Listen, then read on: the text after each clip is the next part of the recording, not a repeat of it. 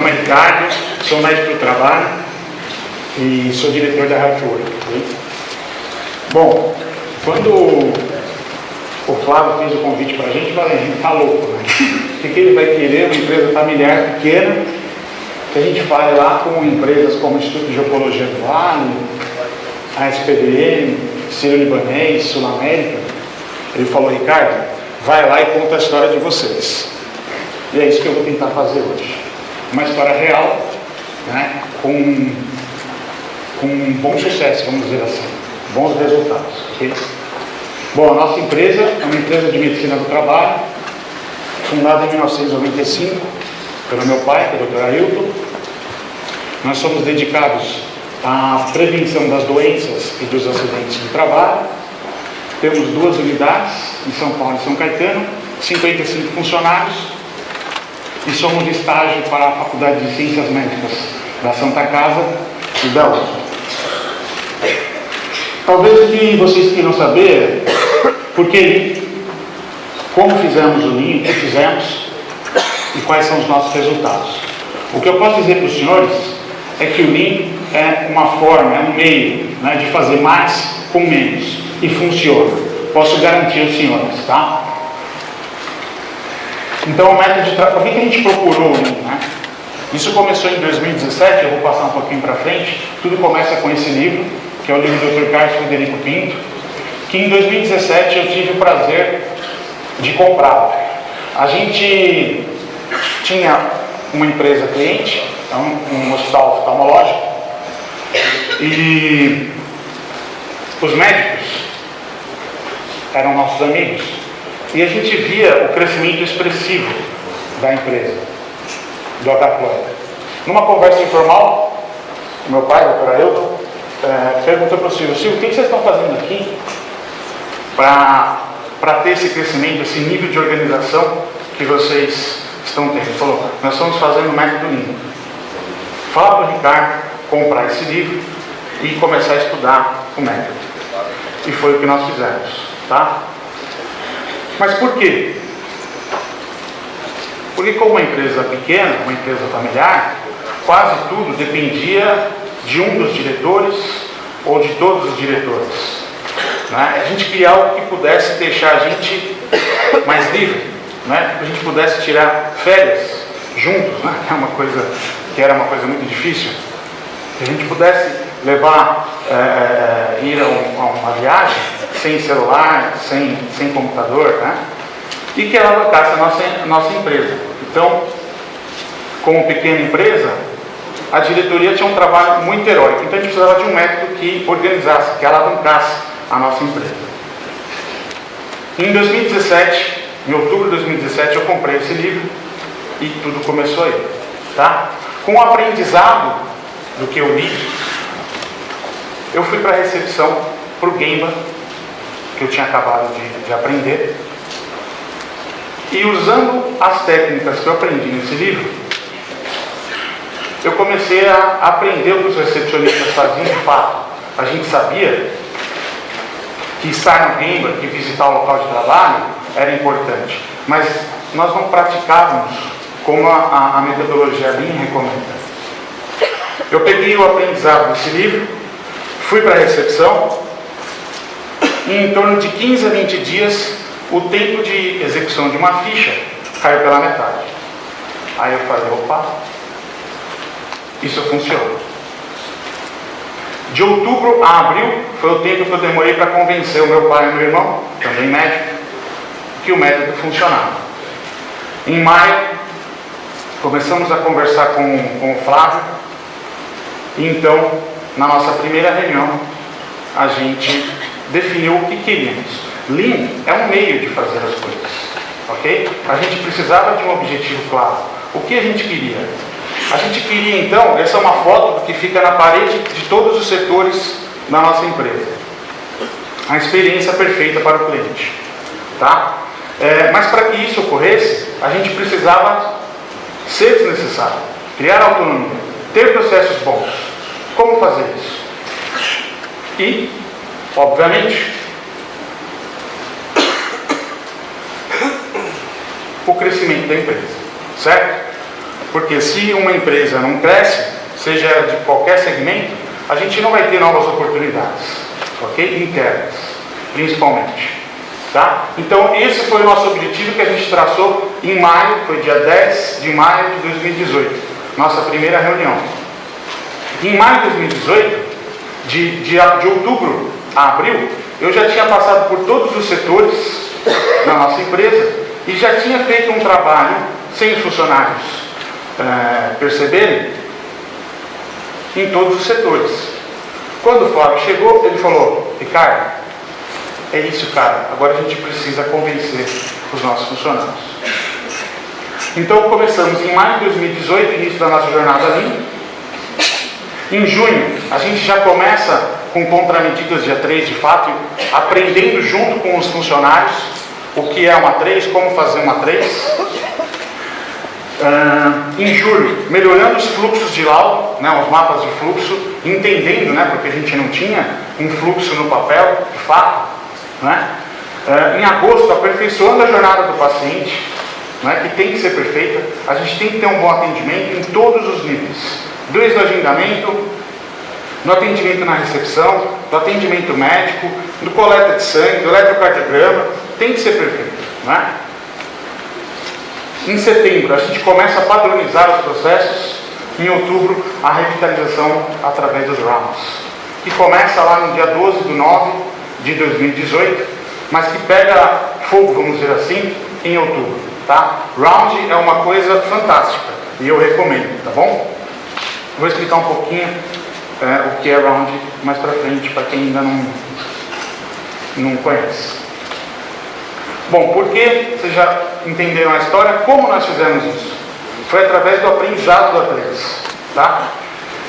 Talvez pelo fato do Dr. Carlos Frederico ser médico, talvez pelo fato do A3 ser muito parecido com uma consulta médica, textiduração, história pregressa da moléstia atual, antecedentes pessoais, e a técnica de consulta seja muito parecida com o que nós temos no A3, que eu tenha me identificado tanto. Não é? Então, como fizemos? Nós aprendemos a fazer A3, não é? Melhoramos fluxos, aperfeiçoando a jornada do paciente através do Rei Junca, que é uma outra técnica muito interessante, uma outra ferramenta muito interessante, padronizando os processos e revitalizando através dos rounds, ok? Bom, esse foi o nosso primeiro A3, tá? Nós nunca nos preocupamos muito com a beleza do documento, da ferramenta. O negócio tem que ser funcional, não precisa ser lindo, tá? E não é mesmo, né? Esse foi o inicial, e daí começa uma trajetória muito interessante. Aquela primeira versão, essa já é a segunda versão, com a minha letra, né? Às vezes tem médico que tem letra boa, viu, gente? É o caso aí, tá? Então tá lá, maio, junho de 2018, e a gente tinha um problema. A nossa empresa, como não vai? A nossa empresa sempre foi muito bem recomendada. E a gente era indicado por outras empresas, por clientes nossos. Só que a gente tinha um problema que era a demora na realização, na confecção e no envio das propostas para esses clientes. Uma proposta demorava em torno de 10 dias para sair, porque a gente tinha uma dificuldade em entender e criar um padrão para diversos segmentos de empresas. Empresas com 500 funcionários, grau de risco 3, empresas com 1000 funcionários, grau de risco 1, e assim sucessivamente. Então, a gente não tinha esse pensamento, vamos criar um padrão, a gente não tinha essa ideia. E foi através desse A3, tá, que a gente começa, então, a definir. De uma proposta que demorava uma semana, 10 dias para sair, a gente começa a fazer propostas e entregar em minutos. Tá? Como? Com um A3, entendendo o problema, indo até alguém, visitando onde o pessoal fazia as propostas. Não é? Então a proposta antes demorava uma semana, era necessário pelo menos a presença de um dos diretores, tá? E nos valores não tinham um padrão. Nós criamos então um padrão para isso, né? Criamos uma tabela, vamos dizer assim, e com essa estratégia a gente começa então a facilitar o envio das propostas para as indicações. O que isso resultou? Em 2016, nós fechamos 20 novos contratos, no ano inteiro. 2016, o ano inteiro, nós havíamos fechado 20 novos contratos. 2017, 17 contratos. E em 2018, 35 contratos.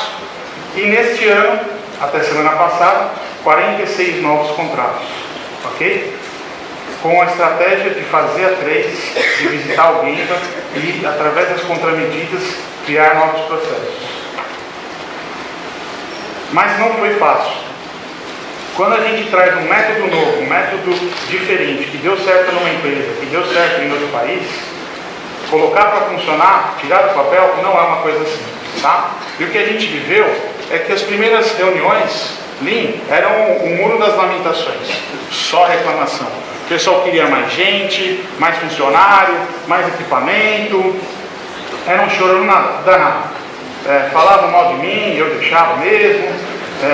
Falavam mesmo, eles falam até hoje, mas falavam mais, né? E foi muito difícil, tá? Principalmente porque inicialmente a gente acabou escolhendo alguns funcionários que naquele momento eram os melhores. Mas eles eram bombeiros, eles eram heróis. Será que esses heróis se adaptariam? Será que esses bombeiros entenderiam que fazer a três é ser desnecessário? É criar responsabilidades? Que fazer a três é criar processos perfeitos e dar autonomia a quem está na linha de frente? Não foi muito bem o que aconteceu, tá? Em seguida, quando a gente aprendeu a fazer o A3, nós partimos então para o fluxo das coisas, né? Então, mais um papel de A3 com post-its, não tem nada milagroso, né? Quanto custa isso? Quanto custa isso de investimento para uma empresa, para um hospital? Isso não custa nada, tá? E foi através deste fluxo que a gente resolveu um outro problema. A gente tinha o descontrole dos laudos, né? Laudos atrasados, pendentes. A gente achava que sabia o número de laudos e quando nós fomos atrás, no Gemba, procurar e trazer à tona, colocar na parede, nós vimos que a gente não sabia o número de laudos pendentes. Foi através da visita do Gemba, do conhecimento do A3 e do mapa de fluxo de valor que a gente conseguiu identificar e ver. Se não me engano, isso aqui foi em setembro também. 156 laudos pendentes. Quando a gente se deparou com esse número, a gente falou, como é que pode? Vamos então criar contramedidas para isso, tá? E em 6 meses nós zeramos o número de laudos atrasados, tá? Então a gente tinha um descontrole dos laudos pendentes e uma demora na execução dos laudos. Por quê? Como a gente atende cliente, a gente atende empresa, a nossa empresa faz laudos para esses clientes. E para isso precisa de uma visita técnica. Uma visita de um técnico, de um engenheiro, de um médico do trabalho na empresa. A visita ocorria de forma errada, a execução do laudo ocorria de forma errada, e por isso ele chegava a ficar atrasado. Tá? Do A3 e do mapa de fluxo de valor, a gente começa então a criar processos. Tá? Não adianta tentar impor para um funcionário, olha, o processo é esse. Ele tem que participar do processo de criação. Se ele não participar do processo de criação, o processo não vai funcionar. Ok? Então, o que nós aprendemos foi que o processo tem que ser bom para o cliente. Ok? Ele tem que ser bom para a empresa. Mas se ele não for bom para o funcionário que está na linha de frente, ele não vai ocorrer de forma correta e completa. Tá? Então, é só indo ao Gemba, visitando ao Gemba, sujando as mãos de graxa, vamos dizer assim, é que a gente vai conseguir aprender o problema de quem está lá na linha de frente, criar um processo perfeito e colocá-lo na parede. Isso é uma outra coisa que a gente aprendeu, né? Colocar o processo na parede. Colocar o processo na parede deixa a informação visível para qualquer um que queira ler, que queira aprender. E a gente começa a criar novas possibilidades internas. Pegar um funcionário da limpeza, por exemplo, e transformá-lo num funcionário da recepção. Trazer um funcionário da recepção e levá-lo para o financeiro. Como que a gente faz isso? Com processos perfeitos. Então aqui a gente vê aí uma estação de trabalho que a gente deixa os processos na parede. E é assim que a gente entendeu que eles devem ficar. Simples, né? Um display de plástico e os papéis afixados. Ok? Essa aqui já é na unidade de São Paulo, a outra é na unidade de São Caetano. A gente vê a casinha da Toyota, né? Os ROMs na parede, os processos na parede e os fluxos, os mapas de fluxo, né? Ao lado. Simples, nada demais, ok? Quando a gente começa a circular os funcionários, porque nós temos processos, eles podem criar novas habilidades. E isso ocorreu na nossa empresa, tá? E eles mesmos começam a se autoavaliar, começam a se avaliar, né? Aqui a gente mostra uma foto de um rapaz, ele está no canto, que era auxiliar de limpeza e virou recepcionista, tá? Isso é uma coisa muito incomum.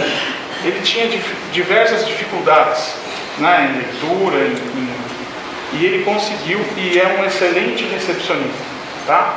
E aí eu tirei uma foto do momento exato, faz uns 10 dias, em que ele ganhava uma nova habilidade num outro setor.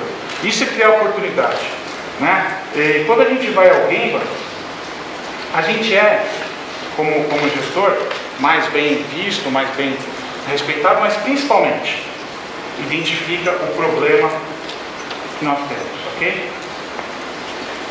O que é o Gemba? O Gemba é onde as coisas acontecem, é o local de trabalho, que o Dr. Carlos falou, o Flávio também falou, né? Mas a gente sabia que tinha que estar lá no Gemba, mas não fazíamos como o método Lean recomenda, tá? Não adianta estar no Gemba e não viver o que o funcionário faz. Você tem que sentir na pele, ok? Sendo o que for, pode ser médico, pode ser, não interessa, vá até lá e veja como é feito. Faça, se possível. Tá? E foi isso que a gente aprendeu. E quando você faz, eles te veem com outros olhos, mas principalmente vocês acabam entendendo onde o problema está, onde é o funil, onde é o gargalo, ok? Viver o game, então, é ter até mais respeito, ok? Um outro problema que nós enfrentamos, e que é uma coisa cultural, é o trabalho em lote. A gente tem por ideia que o trabalho em lote é melhor, mas não é, tá? O trabalho em lote é o seguinte: faz um exame na segunda, e junta segunda, terça, quarta, lauda todos os exames na sexta-feira. Isso não é bom. Se tiver algum erro, vai voltar, vai ter retrabalho, possivelmente tem mais erro que foi o que nós identificamos, é mais lento e com menos qualidade, tá? Então, o método Lean para funcionar, o que a gente aprendeu é que tem que ser diário, é uma prática diária, ok? Somente prática diária de um aprendizado Lean, de uma ferramenta Lean, vai levar a hábito, e somente o hábito vai levar a uma cultura diferente ou um resultado diferente, ok? Não adianta a gente falar dia 3 uma vez por mês, falar dia 3 uma vez a cada 15 dias. Vamos falar dia 3 todo dia. Vamos falar de round todo dia. Vamos fazer round todo dia, tá? A gente aprendeu também que um problema, ele está onde a informação nasce, como ela caminha. Então nós temos que buscar nas nossas instituições onde nasce esse problema, onde nasce essa informação e como ela caminha. E tentar criar processos para controlar a informação, tá? Se fizermos isso, possivelmente nós vamos resolver o problema e não tratar somente o sintoma, ok? Nós não vamos ficar apagando incêndio, nós vamos de fato resolver o problema, tá? Uma outra coisa que quem está colocando ali em prática pode ter visto é que as primeiras reclamações sempre querem mais funcionários, mais equipamento. E quando a gente tem processos caóticos e colocamos mais funcionários ou mais equipamentos, possivelmente aquilo fica ainda mais caótico, tá? E foi o que nós aprendemos na nossa trajetória. Então aqui tem o pessoal da unidade de São Paulo, né? Que nós somos vizinhos ali do Grupo Santa Joana. e uma parede estranha, né? Um varal, né? Na verdade, é uma parede de oportunidade, muito simples, né? Não é bonito, mas foi funcional. Foi através deste papel e deste muro que esse rapaz, esse funcionário que era auxiliar de limpeza, virou recepcionista, e hoje ele é uma outra pessoa, tá? Foi através disso. Ele chegou e colocou uma reclamação lá, quero oportunidade. Isso foi discutido e na mesma semana ele começou a trabalhar na recepção no período da tarde. É uma pessoa que tinha dificuldades, né? E conseguiu. Essa é uma das melhores ferramentas que qualquer instituição pode ter, né? Deve ter. Que é o round. Estamos escutando aí? Está melhor. Bom, isso aqui é um round, uma reunião que ocorre diariamente, todos os dias, de manhã e de tarde, com perguntas prontas, tá? Cada dia um funcionário lidera, certo? Essa é a versão sem nada e essa é a versão preenchida. A lápis, impresso, nada demais, ok? Essa é uma ferramenta extraordinária. Aqui é o Reijunka, né, que a gente fala. Reijunka em japonês é preparar a terra para o plantio. Preparar as coisas antes de acontecer. Esse Reijunka resolveu o problema do nosso agendamento. Aí vocês podem perguntar, mas a gente tem um sistema lá, se quiser, o agendamento? Sim. A gente tem um sistema online, 100% online, em que os nossos pacientes, clientes podem usar, desde 2004. E mesmo assim a gente tinha problema com o agendamento. Quem trabalha em PS, sabe que segunda e sexta sempre são os dias mais cheios, né? E foi através desse Reijunka que a gente conseguiu resolver o problema do agendamento, melhorando a qualidade do agendamento. Mas o agendamento, o Reijunka da recepção, ele não pode ser o mesmo Reijunka do agendamento. Por quê? Embora as pessoas estejam agendadas, possivelmente elas não cumpram o horário combinado, elas vão chegar no horário que elas querem.